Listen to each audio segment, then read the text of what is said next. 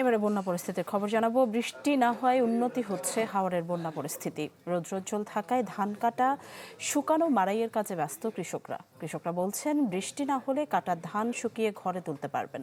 তবে শ্রমিক সংকটে ধান কাটায় বেগ পেতে হচ্ছে তাদের। একদিকে ধানের দাম কম, অন্যদিকে সার্বিক খরচ বাড়ায় হিমশিম খেতে হচ্ছে কৃষকদের। কৃষি সম্প্রসারণ অধিদপ্তর জানিয়েছে ক্ষতিগ্রস্ত কৃষকদের তালিকা করে তাদের সহায়তা করা হবে।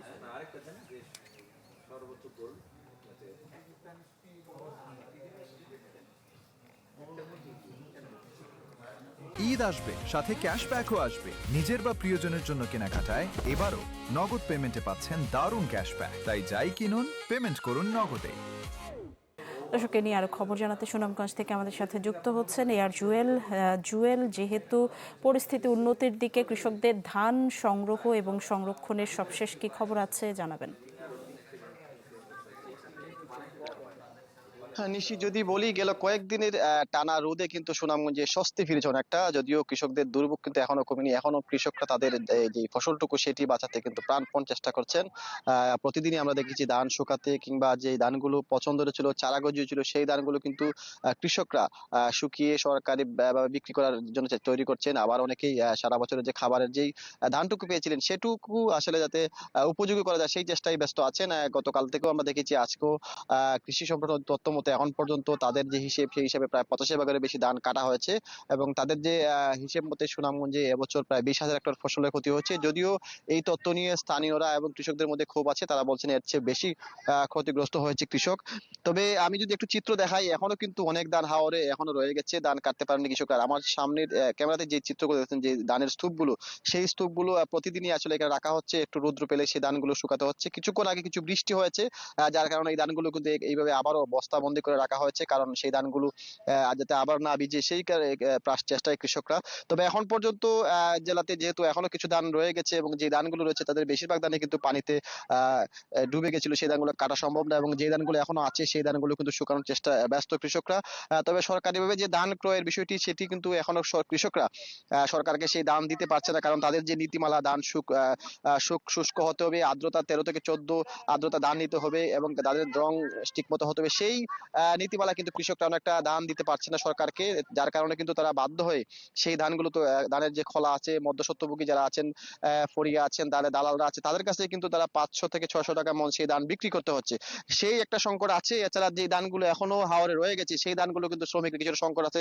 সব মিলিয়ে এইসব সংকট কাটাতেই আসলে কৃষকদের প্রাণবন্ত চেষ্টা চলছে। যদি এই আবহাওয়া থাকে, রৌদ্রোজ্জ্বল আবহাওয়া দিনের বেলা থাকে, তাহলে কৃষকরা তাদের শেষ ধানটুকু গড়ে তুলতে পারবেন। নিশি। ধন্যবাদ এয়ার জুয়েল। নেত্রকোনা থেকে এই মুহূর্তে যুক্ত আছেন হানিফুল্লাহ আকাশ। ক্ষতিগ্রস্ত কৃষকদের তালিকা করে তাদের সহায়তা করার কথা জানিয়েছে কর্তৃপক্ষ। আপনার কাছে এই বিষয়ে আর কি খবর আছে জানাবেন। নিশ্চয়ই। নেত্রকোনায় আসলে কৃষি বিভাগের তথ্য মতে প্রায় 75,000 কৃষকের কিন্তু ক্ষতির একটি তালিকা প্রাথমিকভাবে প্রণয়ন করা হয়েছে। যদিও যে কৃষকদের দাবি এই তালিকা অনেক বেশি দীর্ঘ হতে পারে, কিন্তু এখন পর্যন্ত তালিকা প্রাথমিকভাবে প্রস্তুত করা হলেও নেত্রকোনার কিন্তু কোনো কৃষক পরিবারকেই সরকারের কর্তৃক কোনো আর্থিক সহায়তা প্রদান করা হয়নি।